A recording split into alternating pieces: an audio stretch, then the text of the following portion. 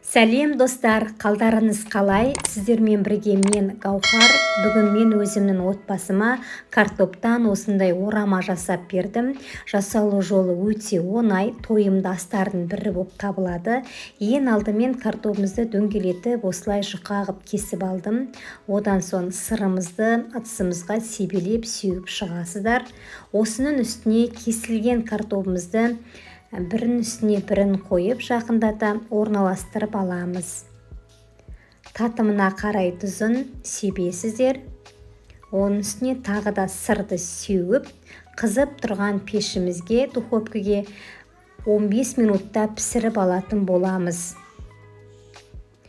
Ол пісем дегенше ыдысымызға, фаршымызға май құйып, жуасын салып, тұзын сеуіп пісіріп аламыз. Піскен картопымыздың үстіне осы фаршты жайып төсеп аламыз.